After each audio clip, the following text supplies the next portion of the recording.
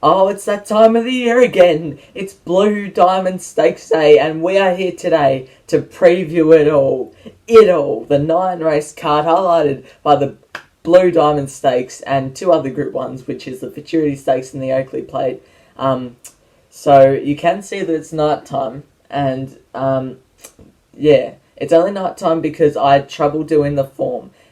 Let me give you a fair warning. Races 2, 3, 4 and 5 are impossible. So don't take my word for it, please. But we're going to try and get one winner, so let's get straight on with it. Okay, so last week we got over the line again. Ingratiating, thank you very much. You've done me a solid, but I'm against you this week. Look, I think my tips are much more broad this week for the units, so let's keep it going, shall we, and get another one in the green. Race 1 is the listed Mornington Cup Prelude over the 2,000 metres. For the past 2 years, I've tipped the past two winners, and Defibrillate is the $2.40 favourite, ahead of Wolf at $5.50. Defibrillate's last start win and Hangman's last start win, and we have a look at here. They both dead heated this race. I want to talk about Defibrillate. This was over 1,800 metres, and going into this occasion, it was stepping back from the 2,000 metres to the 1,800 metres. This week's race is 2,000 metres, and it drew the car park on this occasion. Now it's going to draw gate 5, so I think it can settle closer, and the 2,000 metres, I think it will produce its turn of foot, and I just think it'll be too strong for these. Best bet of the day, Defibrillate. Wolf is the other one we're having a look at. This is the one I'm most concerned about in the market, Wolf. Look, it's the second favourite. It's got the most perfect profile going into this race. 2,400 metres at Sydney. The last time it did this, it stepped back to 2,000 at Caulfield, which it's doing, and it won the Coonji. So its profile heading into this race is good. Glenn Boss can find the front and be too strong, but Defibrillate's the best on the card for me. You can see I've done all my units early. I'm not confident during the day. This is the only race where I'm confident. Defibrillate and Wolf on top. Blind and Palace will go to the front and give itself every chance, and Hangman won last start, but Defibrillate and Wolf to get us off to a good day. This is where the trouble starts. Race 2 is the Group 3 Zeditave Stakes over the 1,200 metres. Forget Valmaster, it's scratched. So It's Our Time's about the $2.50 favourite, and Oakleigh Road's at about $3.50. We're going to have a look at It's Our Time's last start replay. I tipped on this occasion and was quite happy with the performance. They went lickety-split in this race, which I think took away It's Our Time's sprint. This was 1,400 metres. A step back to 1,200 metres for this horse, I think, will suit it. It's got Jamie Carr for the first time, which is a very key gear change. Gate 1 will get all the favours, probably box seat, and maybe 1,200 metres will be right up its alley. I'm not sure how much this run took out of it, but if it took nothing out of it, then I think it should probably be winning. Valaquenta's the other one I'm having a look at. Now, this was its random replay from last preparation. This was when it was at Caulfield, over about the same distance, not quite, but it chased down Muntasira, and with clear luck in running, it probably should have won the race. I think Valaquenta and It's Our Time are the two clear standouts. The only reason I've gone with Valaquenta is just because it's a higher price. I think $6 is over the odds. Gate 4, Damien Oliver will get all the favours, and maybe, just maybe, it could win. It's Our Time will probably win, but just $2.50 is a touch short. Conceded's off a 1-year spell, and Oakleigh Road, good win last start, but Valaquenta and It's Our Time.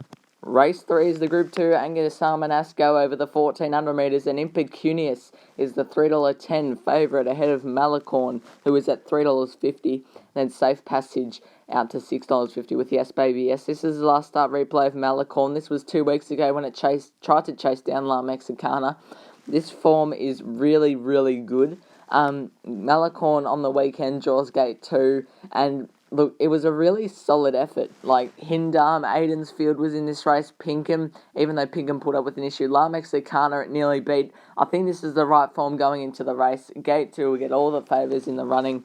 Dan Stackhouse on should be a good chance. Now, this is a replay from the spring. This is involving Chickafuerte, Yes Baby Yes, and Miss Guggenheim.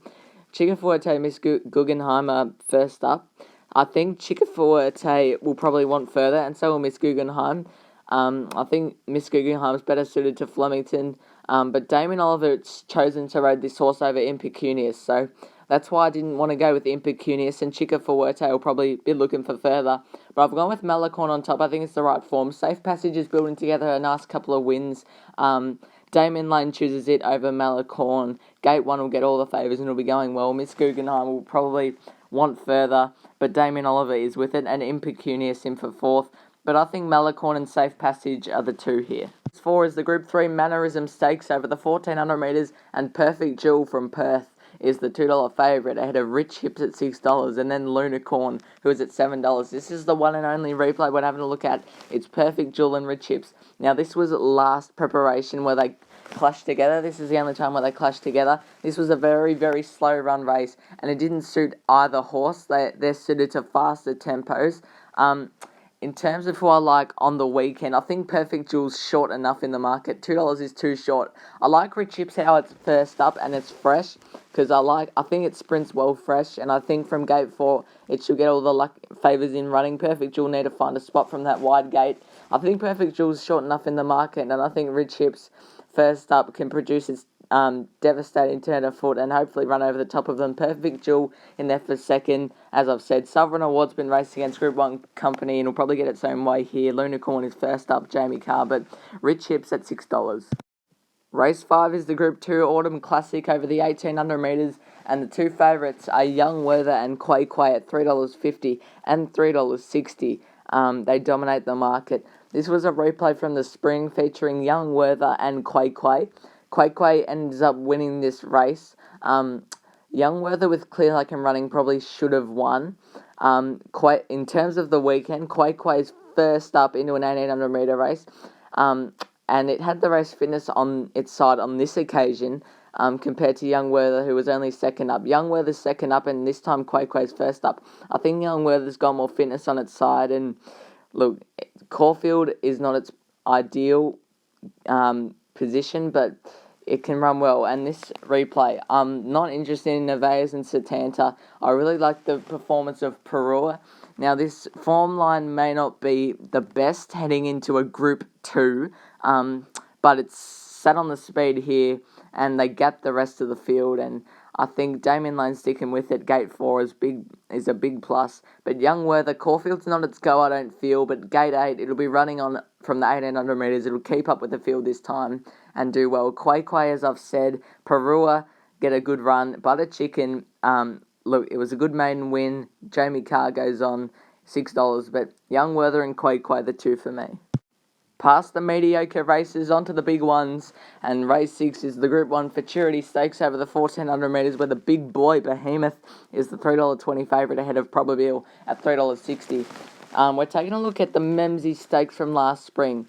Now, these horses are basically the same setup as what they are on the weekend. Behemoth is 2nd up, Mr. Quickie first up. Streets of Avalon's had race fitness on its side. And Behemoth, it got all the favours on this occasion. You might say, it got all the favours. It should have probably won by more. But in the Futurity Stakes on Saturday, it's going to get the same setup. Gate 2, probably box seat. We'll get a gap late. Damien Oliver, I think, is a big plus going on. And I think Behemoth can do it again. 1400 metres, Caulfield seems to like it. This is Probabile's last start replay, if it'll work, yes. This was in just mare's grade, which is the only concern, and over 1200 metres. They didn't go awfully quick, and it sat 3 wide, which isn't that bad down the chute races. I don't think Probabile can win. I think it'll be thereabouts, but I prefer to see it in the All-Star Mile. Good setup. Gate 9's really against it on the weekend as well. I like Arcadia Queen as well. First up, the best dry tracker in Australia by far, and you're getting $7 about it compared to Behemoth's $3.20. So that's why I'm having 25 units to win on it and 18 units to win on Arcadia Queen. Probabile, as I've said, Streets of Avalon won the CF4, but Behemoth and Arcadia Queen for me. Race 7 is the Group 1 Blue Diamond Stakes over the 1200 metres, and the favourite at $2.40 is Enthar ahead of General Bow up the top at $5.50. We're taking a look at the last start performance of Enthar and Ingratiating. More interested, obviously, in Enthar. Ingratiating's had a run since this and won. That was last week.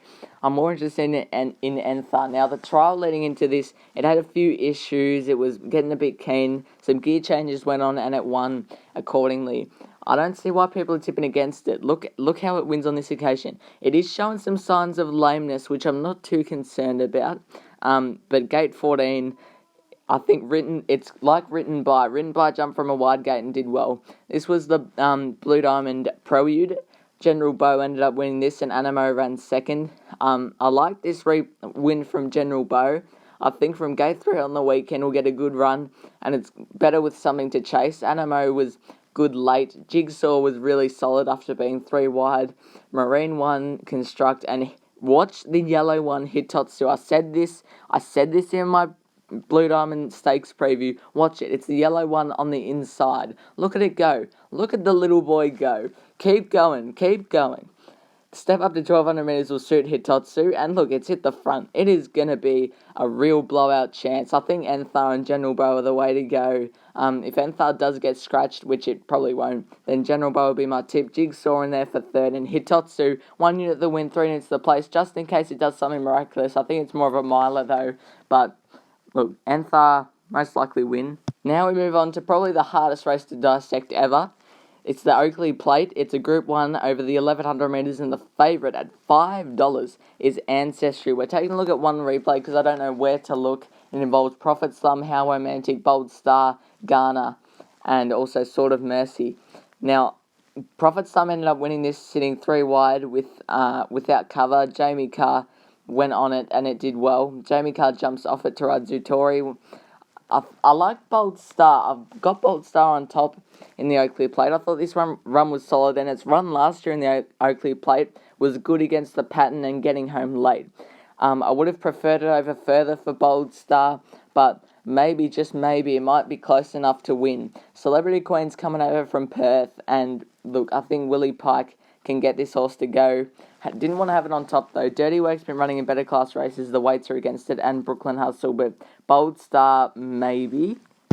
Race 9's a good race. The Group 2 Peter Young Stakes over the 1800 metres. We've got dual favourites, Homesman and Nonconformist, both at $6. Then Shared Ambition at $6.50, and then $7 for Parody. We're having a look at Homesman's run. This was first up last campaign. It's first up this weekend on Blue Diamond Stakes Day. This is what it did first up last time. First up, it does so well. Ben Mellum usually rides, but he's suspended, so Jar McNeil hops on. Gate 10 on the weekend's a bit of a query, but I think it has the early speed to get across. And look, it's a class horse, class act, and I think it can go well. This is the last start in the Carline Cup for Nonconformist and a couple of others. Now, this was a really slow run race from Best of Days, which did not suit Nonconformist at all. Nonconformist on the weekend has to jump from gate 11, which is even more concerning because it might have to get back or possibly race wide without cover. Miss Siska was solid. I liked its run, but Nonconformist got through the line really well. Second up, I don't know if it profiles as good as some others, but it's in with a chance. I'm going with Homesman on top. I like its profile. Shared Ambition's coming over from Sydney. It's run some solid races here and there. Gate 9 will have to get back, but it'll be storming home late. Parody has to come back from the Gold Coast, but Gate 1 will get all the favours. And Nonconformist, look, it's got a wide gate, and that's what concerns me a bit. But Homesman to bring us home in the last. And recapping my plays of the day, race 1, having 15 units to win on Wolf, and 38 units to win on Defibrillate, best of the day. Race 6, 25 units to win on Behemoth, 18 units to win on Arcadia Queen, and the Blue Diamond, 1 unit to win, and 3 units to place on Hitotsu. Good luck. See you at the track.